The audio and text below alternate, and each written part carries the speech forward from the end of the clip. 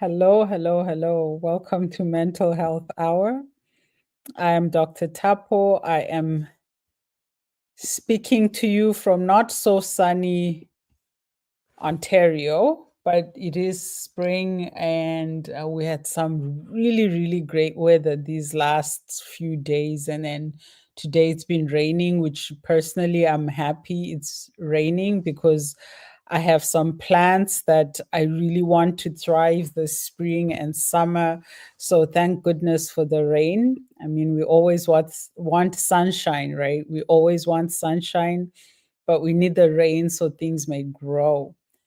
How are you doing wherever you are in the world? I hope you are well. I hope your loved ones are well. I hope um, you have a lot to be grateful for, a lot to be thankful for. Um, and if you think you don't, you probably do. I am yet to meet somebody who doesn't have at least one good thing going for them. So, wherever you are, welcome to the Mental Health Hour. Time we spend talking about our mental health, talking about the things that impact our mental health, talking about how we can improve our mental health. I was supposed to have a guest today. Unfortunately, that did not work out, but I am still working on it because I think it would be really good if you heard from a dietitian who could talk about eating disorders. Last week, we were talking about food addiction, and a number of you wrote in, had questions around binge eating and all of that. And really, the best people to answer those types of questions are dietitians. So hopefully, we will get one on Love Bait Radio. In the meantime, it's yours truly, Dr. Tapo. So a reminder that this mental health hour it's for your educational and information only.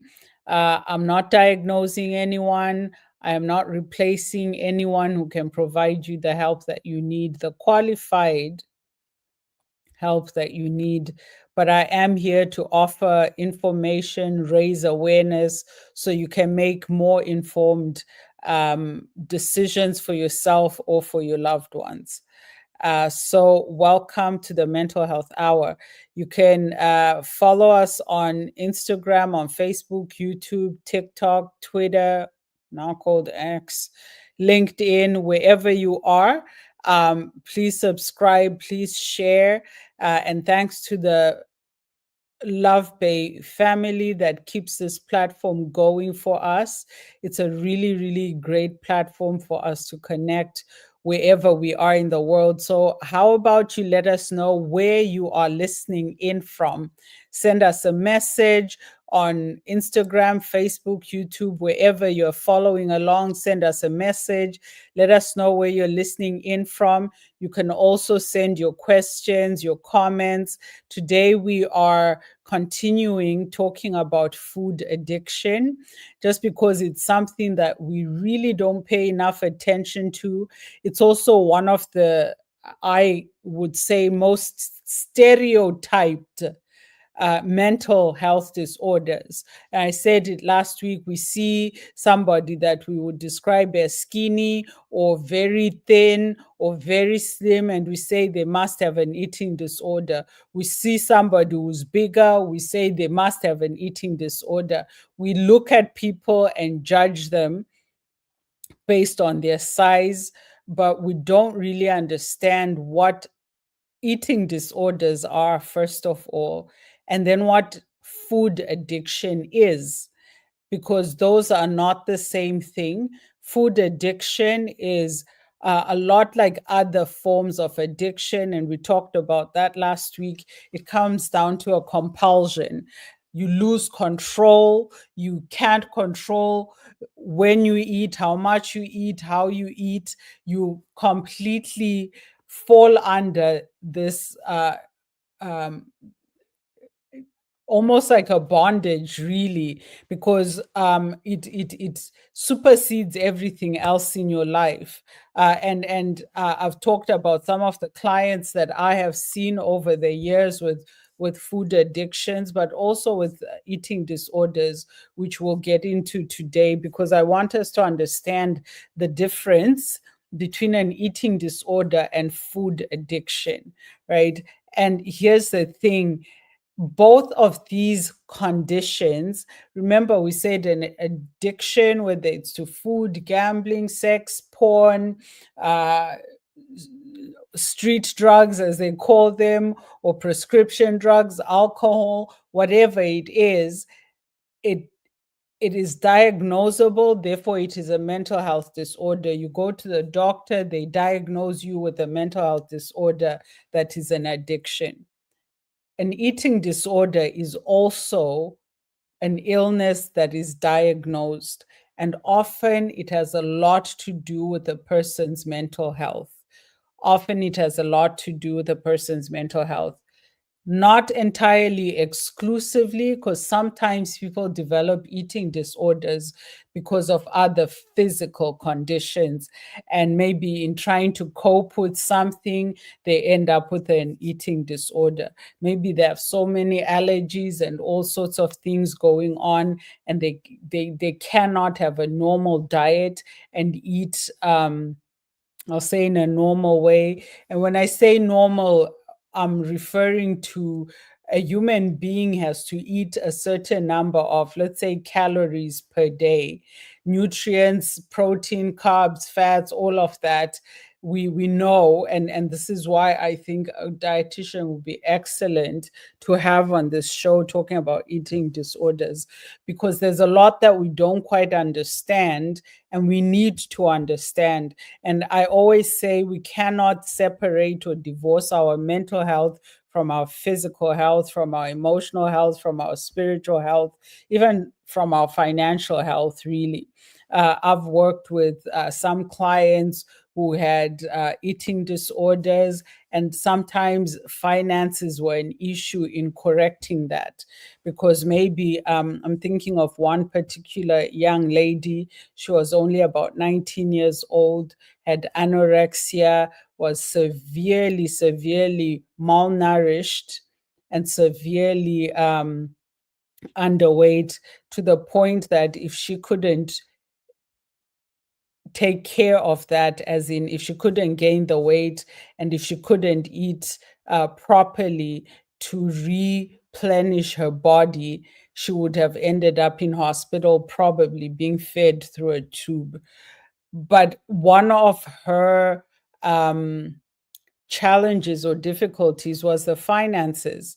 Like, she actually could not afford to buy the food that would bring her back to a good weight, healthy weight, and also replenish her body from all the deficiencies that had resulted from the anorexia.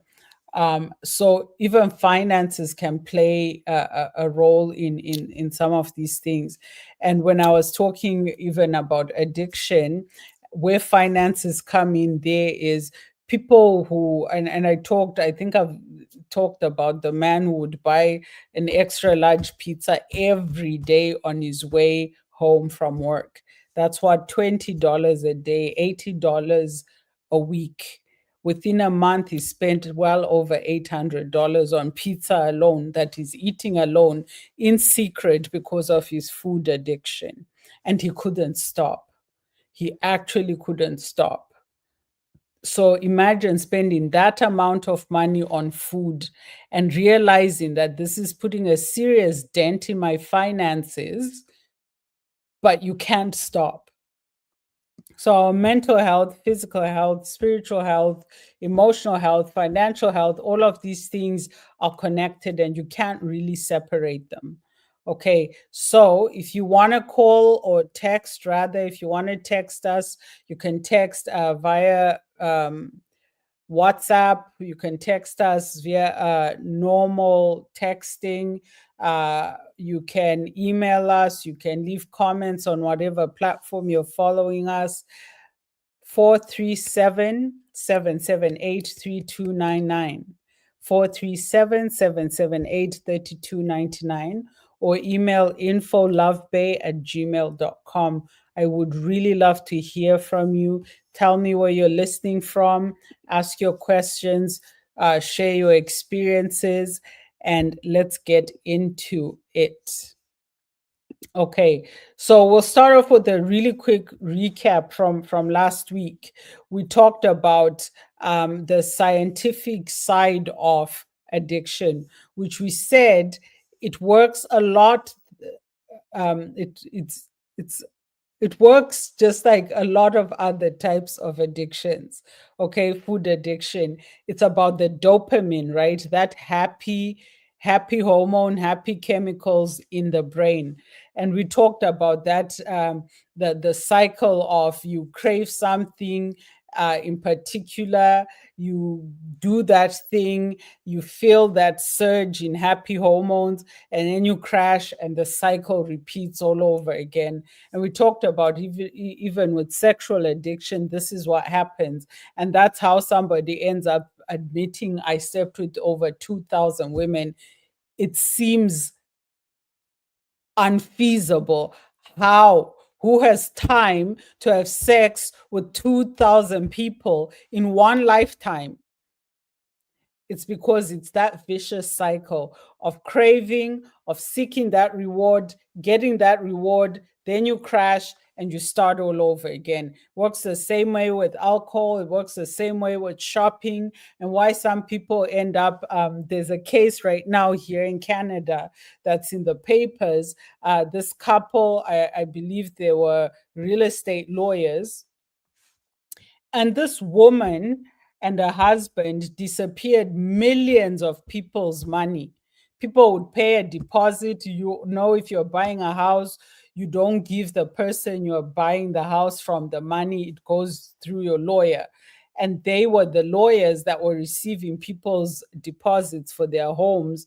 And this woman's addiction to shopping, I think I read that she had 58 pairs of LV shoes, Louis Vuitton, 58 pairs.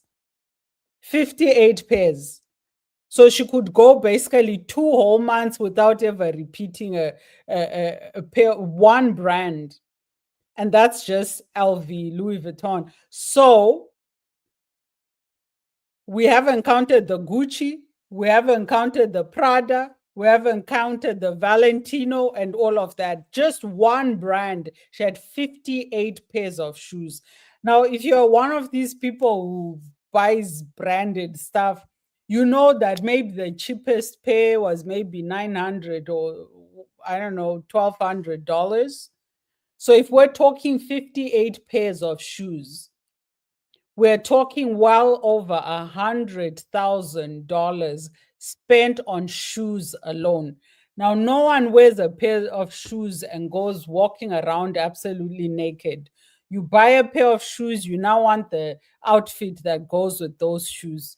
You buy that outfit, you now want the bag that goes with those shoes. So, in the end, she was stealing millions of dollars just to buy those things. Is it greed? No. It's addiction. That is how addiction works. They've blown up their entire lives. They're facing jail time. People who had paid their hard earned deposits for homes. If you live in Canada, and anyway, if you live anywhere, housing is expensive. To buy a house is not child's play. People scrimp and save. Even the rich and famous, they don't. I mean, maybe some do, I don't know. But most of them plan. There's some effort and forethought that goes into purchasing a home.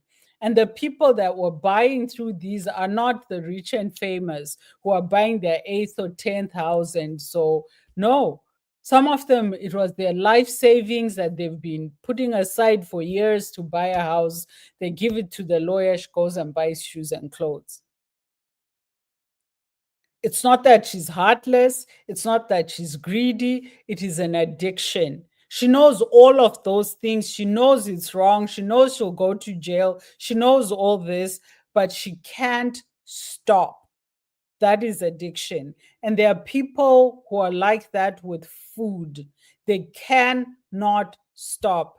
They try, they have gone on this and done that and tried everything, but they can't stop because they have lost control.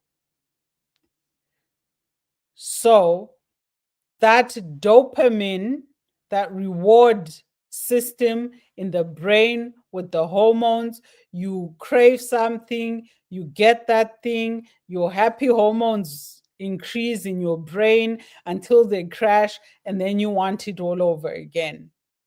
And so life starts to just revolve around that thing, revolve around that thing. I talked about one client I had was a sex addict. Even on vacation, he couldn't stop. And he was caught in his hotel room. His wife and kids are at the beach. He's in the hotel room with a complete stranger that he found on some app. And he was sleeping even with sex workers and all of that. The risk of it, the risk of what disease you might or infection you might contract, none of that seems to matter, but it actually does. The addict does care. They just can't stop without help. And it's the same thing with food. They don't want to be eating this way, but they can't stop and they need help. So a lot of people think, well, it's food, it's not as bad as drug addiction. That is a lie. It is as bad because it can result in a lot of chronic health conditions, not just mentally, but physically as well. If you don't eat healthy and you don't, and I said this last time, there are three things: salt, which we know too much salt is never ever good for you, sugar, also never ever good for you in excess, and fat. So all of these three things, none of them in excess. And with food addiction, it is definitely in excess. So that dopamine, the pleasure chemical spikes when they're eating sugar, salt, fatty foods. And then they feel like, okay, I'm good, I'm good. 30 minutes later, they're back again. Because with a lot of these foods, like the spike is immediate, and so is the crash, right? And that's why like a dietitian will probably tell you like eat proteins, eat these, because of that slow release factor in your body, so you're satiated for longer, you're not eating every 20, 30 minutes or whatever. But with sugar, salt and fat, you most likely are. A lot of people, a friend was saying that they never ever buy chips or crisps, depending on what part of the world and what you call them, because they can't eat, they can't eat a small bag. So when they go buy chips, it's the big bags, and then they can't stop. And before they know it, they've eaten a family size bag of chips in one sitting. So they don't buy them anymore. So food addiction, and that's the thing, like you might think, oh, so does that mean they have a food addiction? No. With food addiction, it's often not just one thing, it's just food in general. There might be some favorite foods like the chips, the chocolate, and all of that, but it's often not one thing. It's often whatever has the quickest fix of sugar, of salt, of fat. It's often a lot more challenging. So, with this person saying, okay, when I start eating chips, I can't stop, so I'm done buying them. If they can stop, if they actually have that control over, am I going to buy this or not? They walk into the grocery store, they walk past the aisle with the chips, they don't buy them, then they're not addicted. It doesn't mean that they're not struggling with that issue. They are. They've admitted they are, but it's not an addiction when you still have control. Addicts have no control. When we say somebody's an addict or is addicted, they have no control. Okay. So that's a quick recap. So let's talk about eating disorders and how do they tie into um, addiction? Are they the same thing? So we talked about the compulsions in eating disorders. Now there are some similarities, and that's why I feel it's really important that we understand eating disorders and we understand food addiction. So there is a relationship between food addiction and eating disorders. There are some commonalities and they are deeply interconnected, because sometimes what happens with people that have food addictions, because they're trying to control it but actually have no control, they find that they get caught up in these cycles of binge eating. And last week, a few people wrote in and asked questions about the binging, really good questions about the binging. So, both addiction and eating disorders are caught up in that reward system, the pleasure, right? The pleasure chemical. So, people with a food addiction and people with eating disorders, that kind of operates the same. And how does that happen? With the food addiction, like we said, the mind is obsessed with food. You're thinking about food all the time. It takes over your whole day. You start hiding food. You get caught up in this cycle of guilt and shame because you can't stop. You start hiding food in your pillow, here and there, everywhere. You find you're eating, you're thinking, eating. It's all about food all the time. You've lost control. With eating disorders, the preoccupation is not with the food itself, but with the eating, the act of eating, right? With food addiction, the obsession or compulsion is with the food. You're thinking about food all the time. Pizza, this, that, that. I want food, I want food, I want food. When you feel stressed, when you feel whatever, anything, you just want food. With the eating disorder, the focus is not on the food, but on the eating. I hope that's clear. And so, where they both have that kind of reward system in place, the dopamine, you crave, crave, crave, you chase, you get, you spike, and then you crash, right? That's that system. Constant ups and downs, right? The dopamine spikes. So with addiction, it's food. With eating disorders, it's the act, the behavior, the activity itself of eating. And it could be anything, but they become so focused on the act of eating that they become compulsive around it and they lose control around it. Now, you might say, well, if they're forcing themselves not to eat, they're forcing themselves to purge, and I'll explain that in a bit, then they have control.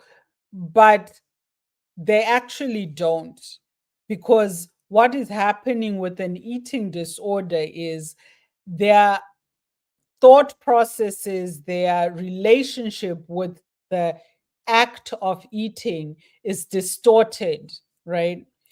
Some people with eating disorders, it's the fact that when they look in the mirror, they're seeing their body a certain way, and that's driving them and their eating patterns. So it becomes this obsession about, if I keep eating, I'm going to keep getting fat and da da da, da, because every time they look in the mirror, they're seeing themselves as fat, as obese, as ugly, whatever it is. And it's not true. That's the thing. It is a psychological thing that is happening at the level of, I don't like what I'm seeing. So the only way to fix it or to punish myself for being such a, and I'm using a particular young woman I worked with, this is about 12, 15 years ago. And she had anorexia. And her thing was, whenever she looked in the mirror, she felt she was obese, she felt she was fat. She wasn't, she was actually quite malnourished and underweight by the time I started working with her.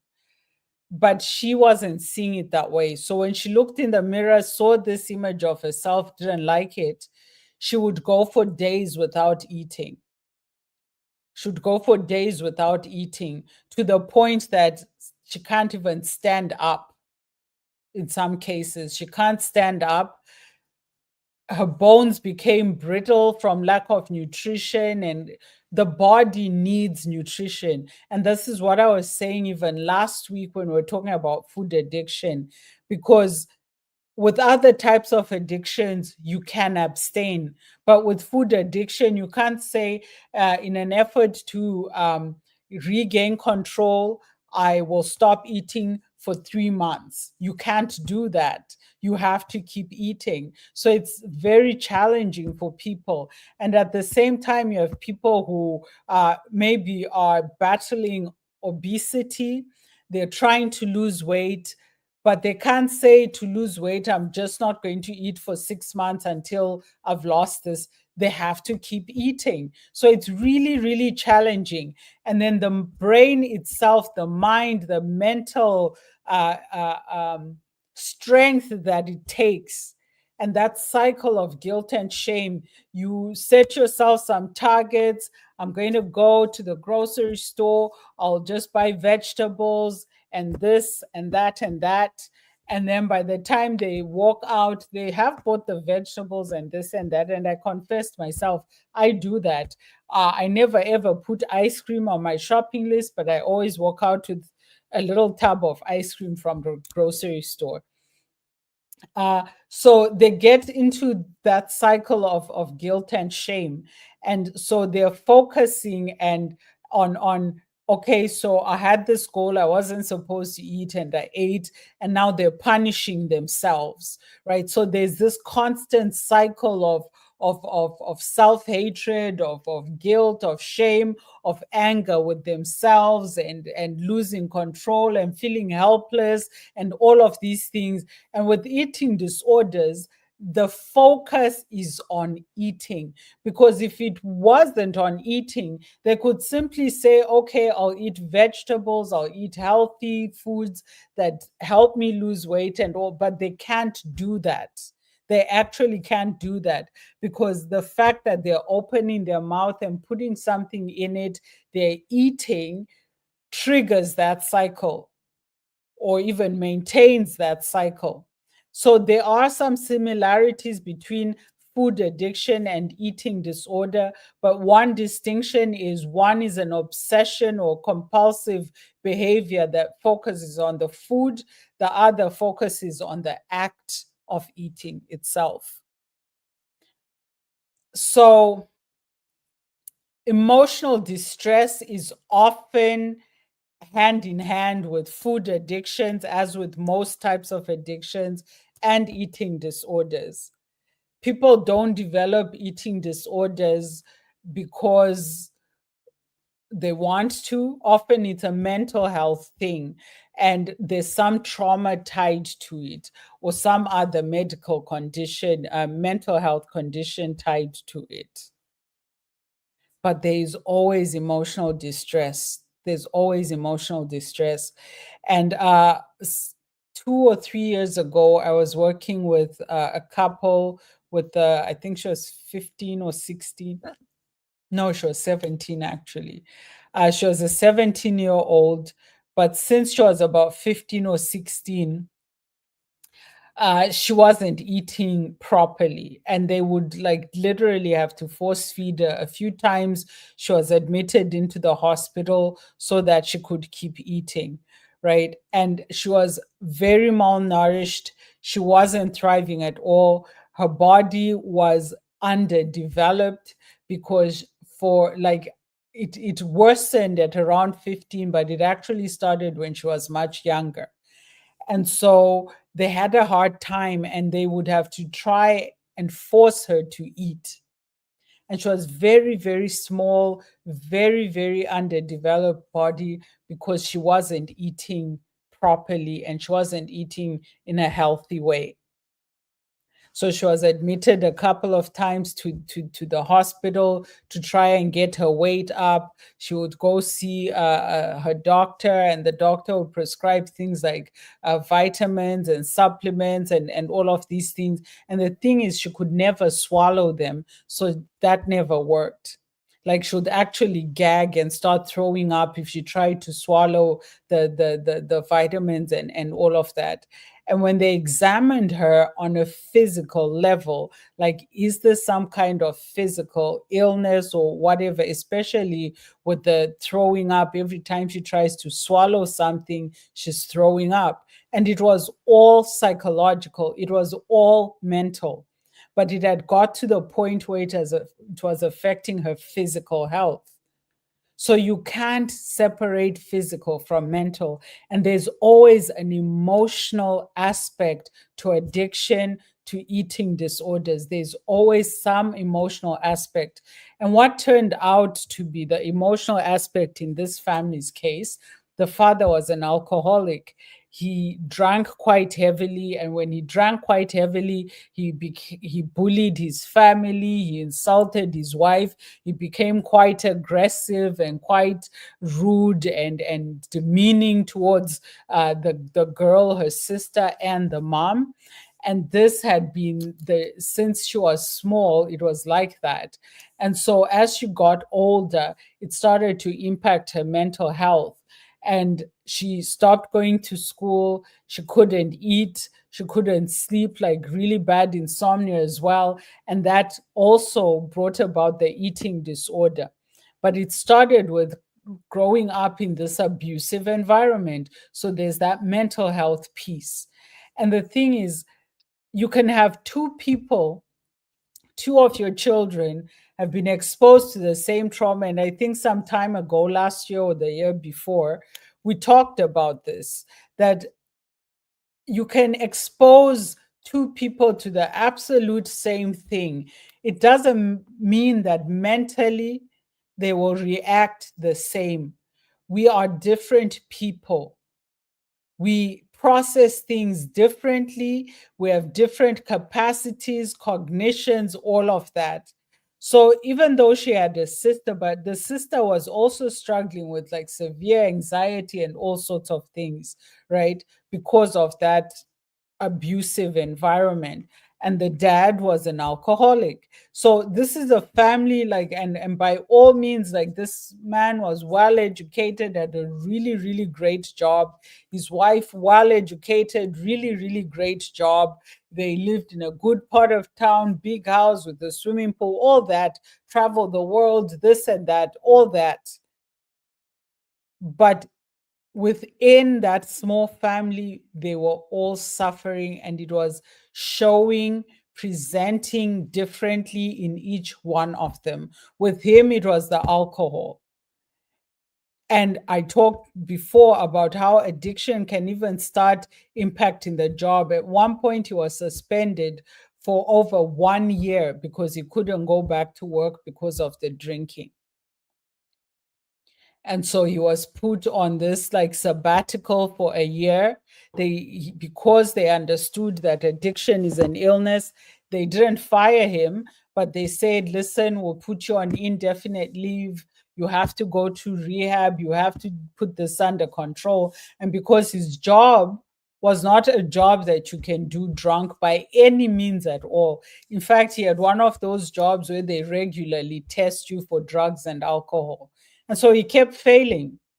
And so they put him on indefinite leave, offered him all the support so he could get sober, he could figure things out, he could regain control, and then come back to work.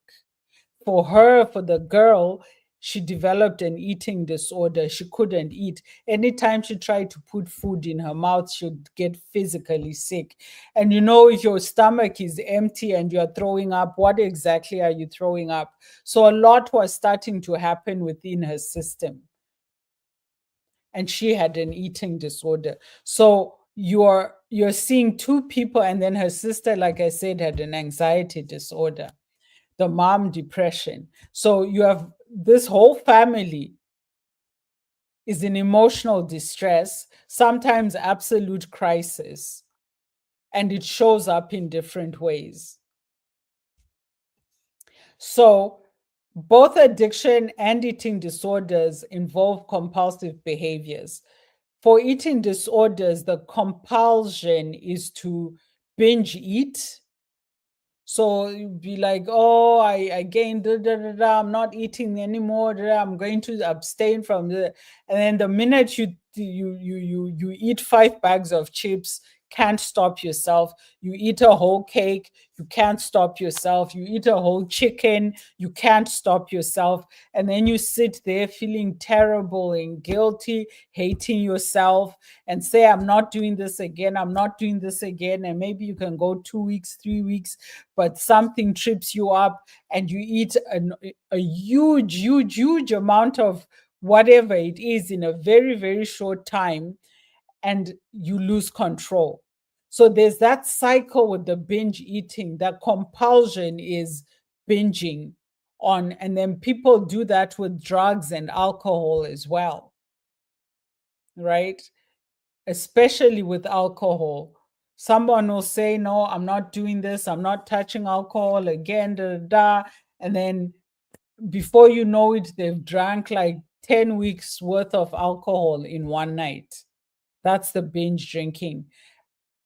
And similar to binge drinking with binge eating, it is often followed by that cycle of throwing up or trying to abstain or withholding, that just kind of punishing yourself because why did I do this again?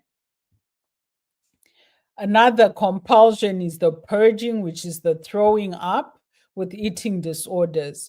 So there's that I ate, now I'm going to throw up. Or with people with anorexia, what often happens is they plan, I will eat because people will keep bothering me, you haven't eaten, da da da. And normally, or I'll say usually, it is in secret. People don't even know that they're doing that. They'll sit there, have dinner with you like it's all okay. Next thing, they've gone to the bathroom and what used to be most common is using a toothbrush to force yourself to throw up. And you all just ate together. You don't know that they're doing this, but they are. And so the compulsion there is the purging. And what you will find, as with most addictions, food addiction, there's often a lot of secrecy, so much being done in secret, in hiding, because of guilt, because of shame, because they don't want anyone knowing, they don't want anyone intervening. It's the same with eating disorders as well. The purging and the binge eating is often in secret. People don't know that they're engaging in this cycle of binging and purging, and then the restricting food as well. So they go a long time without eating food until it gets to a point where somebody's passing out or they've developed tremors or something like that. And people don't know that this is happening. And that is what is so dangerous about eating disorders, because most times people don't know that that person has that eating disorder. Similar to addictions, most people will hide that addiction until they can't hide it anymore. We talked about Lamar, what's his name, who slept with 2,000 women. Was he on Instagram every time he finished or whatever, taking a picture like, hey, this is woman number 1155? No, it was usually and always in secret. And addiction is so dangerous because of that secrecy. Some people find their loved ones overdosed, dead, and they had no idea that there was something going on. Some people end up in the hospital in shock Because how did I not know my child had an eating disorder? How did I not know that they were continuously purging? How did I not know? Because they were hiding it, they were keeping it a secret for a number of reasons. It can be guilt, it can be shame, it can be that's where they feel they have some level of control because they've lost control everywhere else. Another commonality between food addiction and eating disorder is around that emotional regulation and coping mechanisms, right? And we've talked about emotional regulation in the past. What is emotional regulation? It's your ability to control your emotions. It doesn't mean you don't get angry. It doesn't mean you don't get sad. It doesn't mean you're not feeling that emotion. You are, but you know how to regulate it. You know how to control it. You know how to express it in a healthy way so it's not negatively impacting your life.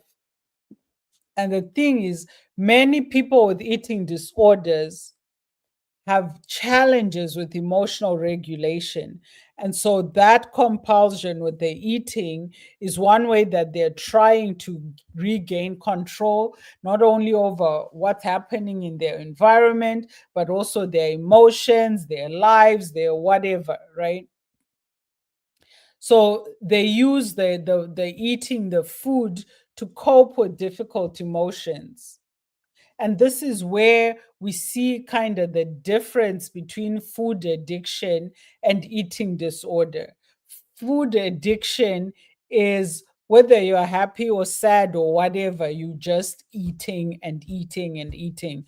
With eating disorders, it is often associated with their emotions. Something difficult is happening, they will stop eating, or they will binge eat and go and purge, or they will. So they're trying to regulate their emotions through eating or not eating, or how much they eat or how little they eat. But the thing is, they have no control.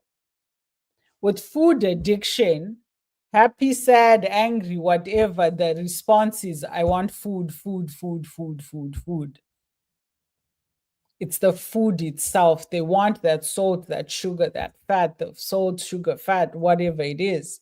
Whereas with eating disorders, it's often that they don't want those things, but they get caught up in cycles where they're eating in unhealthy ways, either way too much in a very short time or not at all for long times. So, food becomes a way of self soothing, avoiding anxiety, avoiding stress, avoiding being overwhelmed. Whereas with food addiction, it's addiction. They're eating because they're eating because they're eating. With eating disorders, they're eating because of emotion and they don't know what else to do, so they're eating.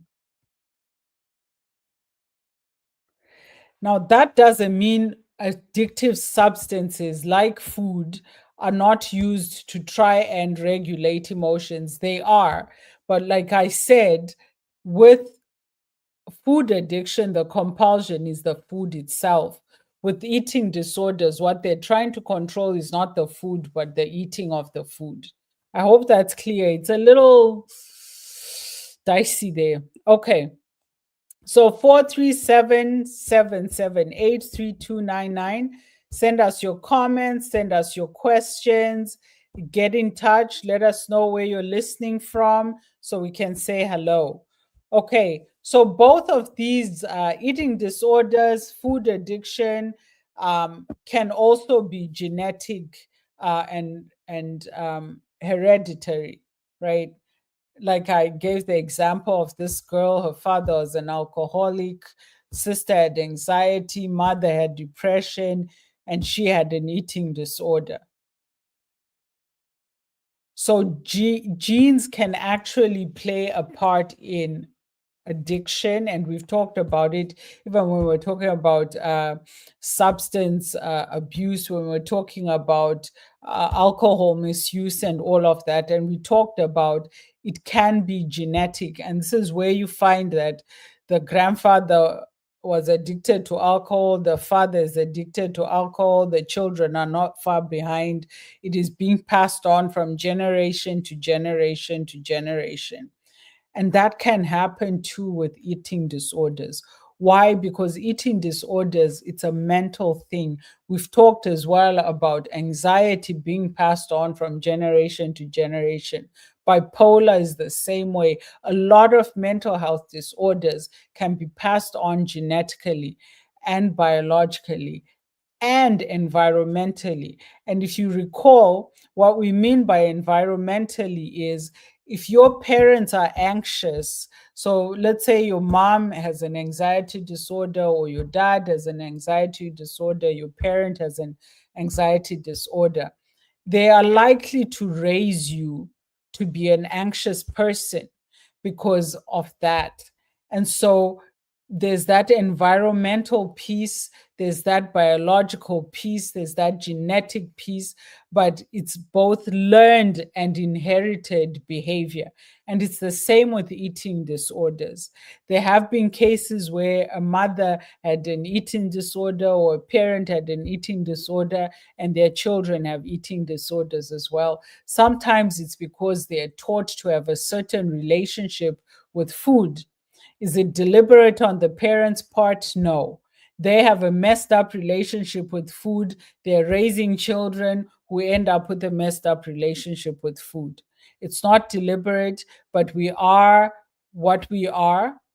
We experience the world the way we experience it, and the people around us experience us through that experience. And trauma, there's always some kind of trauma tied into these things. And it doesn't have to be, I've talked to some people who think trauma has to be like something that would make a good Hollywood movie to be called trauma.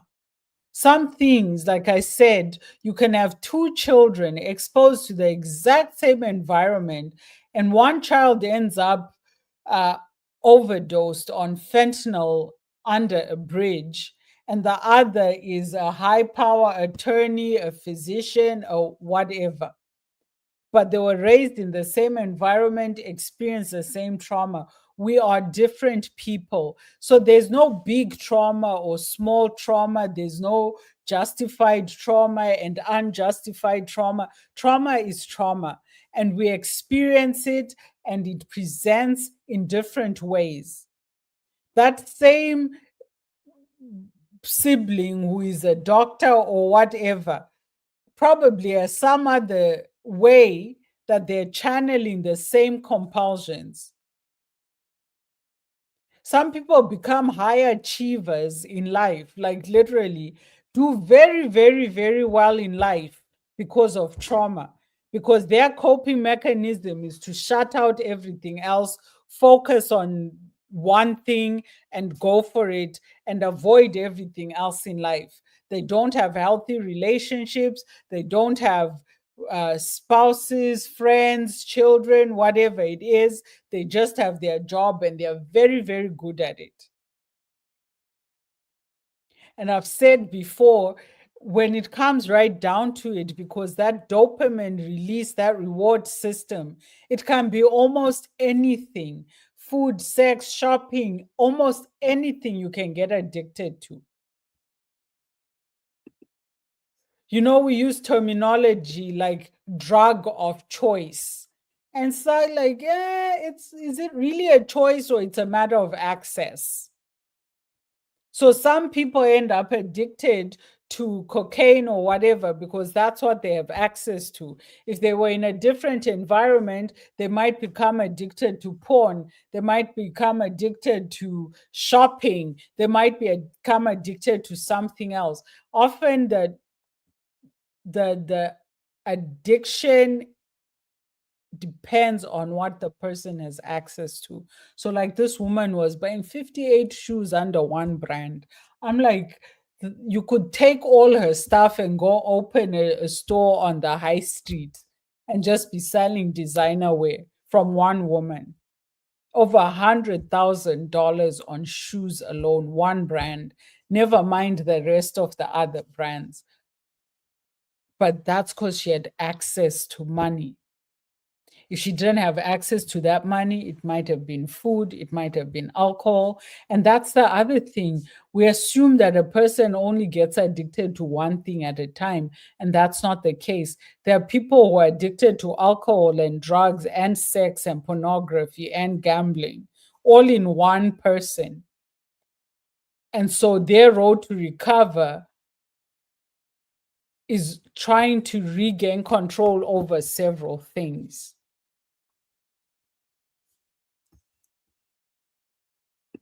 So 437-778-3299.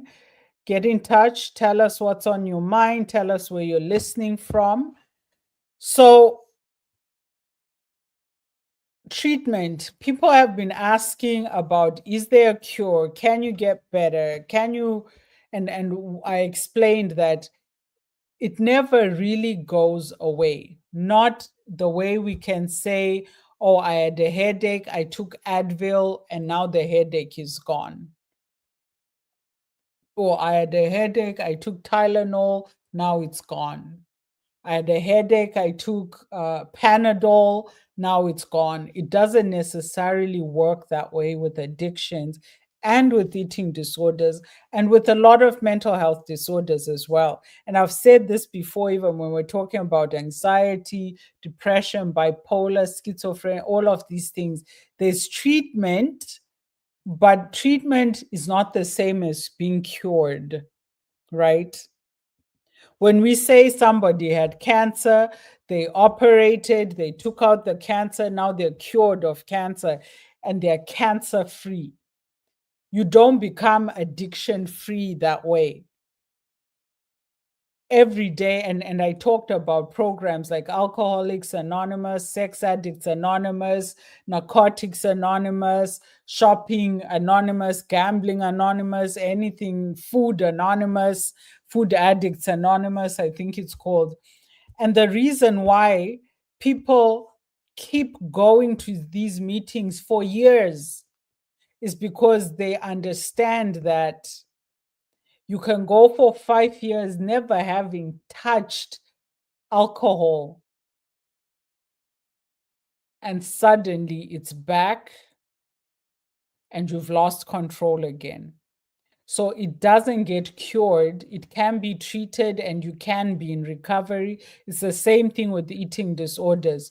It doesn't go away, but you can get better and regain control. And that's really what it comes down to. What you're trying to do is regain control of your life so that these compulsions are not what is driving your life, your relationships, your career, everything around you becomes victims to your addiction.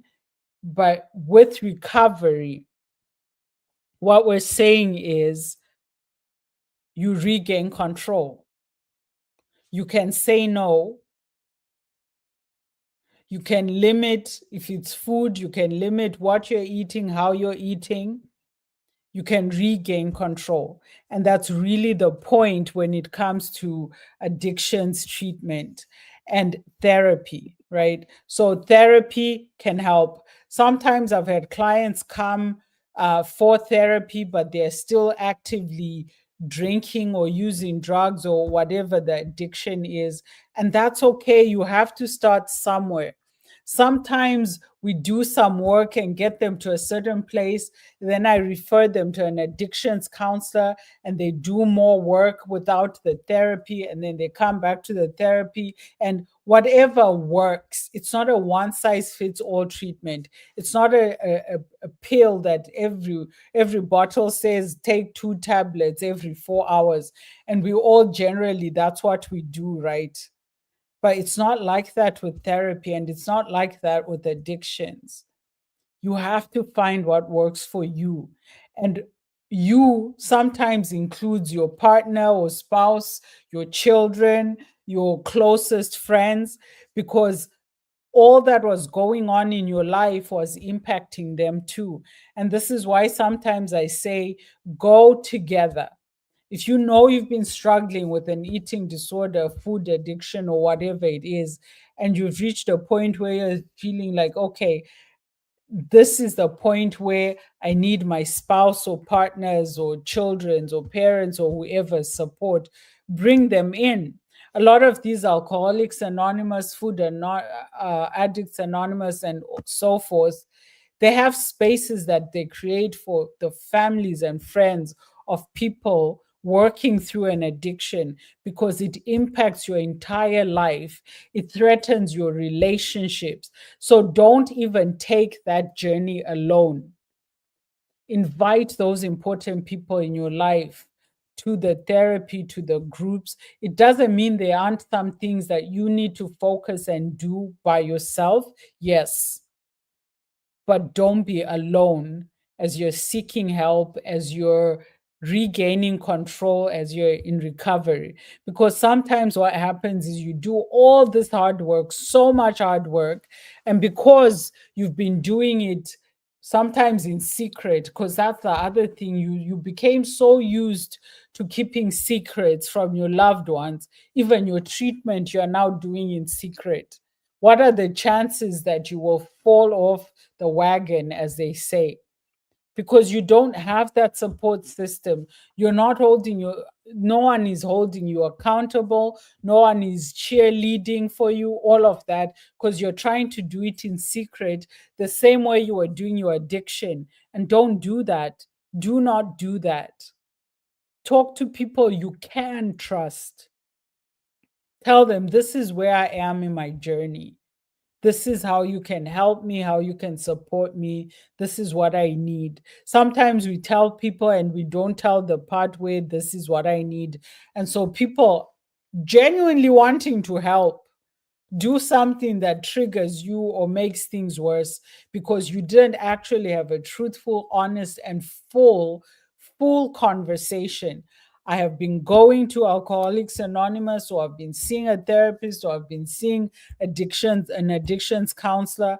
I am on this medication for whatever reason. This is the work that I need to do. And this is how you can support me. Be clear around that, because the last thing you want is boundaries being violated.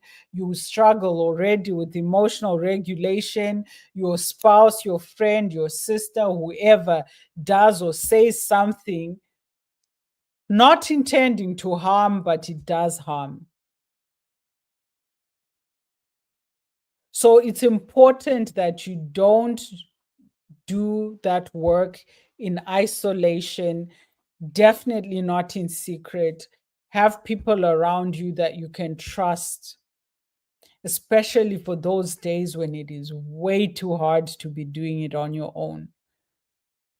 I remember this one couple, and her one role, he was addicted. Her one role was on those days when he couldn't get himself to go to a meeting, she would go. She would go, come back home, and tell him about it. And then the next time they would go together until he's back going regularly. And you can think about, and this is something, I'm just going to say this as an aside. That's why who you marry or are in a relationship with is really, really important. And I said this even about the sex addiction and the porn addiction, because sometimes what people who are addicted to sex or porn have to do is completely abstain, which means if you're in a relationship with them, you're not getting any, and you didn't choose that, and you're not an addict, and you're not addicted to anything. Maybe you even have a healthy relationship with sex and all of that, but you're married or in a relationship with somebody who doesn't, and for their sake you have to go long periods of time without sex in support of them. That's a lot of pressure on relationships. It's a lot of pressure. Or maybe it's alcohol and you've realized I need to stop drinking. And you have a partner who will be like, I'm not addicted to anything. And they're there buying wine, buying this, storing it in the house, all of this. And you're not yet in a place where you have adequate control. It really does matter who you marry, because some people will sabotage you knowingly or unknowingly. And for some people, what it requires for you to get better, they have no capacity for. That doesn't mean do it alone. Go for those meetings, get therapy, seek help, and embark on that journey, because once you regain control, life will be so much better. And you can begin to heal from whatever trauma brought you to that dark place. Okay, I'm looking at our time. So, this has been the Mental Health Hour. We were talking today about food addiction and eating disorders. Thank you for joining me. Thank you for spending this time this evening with me here on the Mental Health Hour. I hope you have a wonderful evening. Do take care. Good night.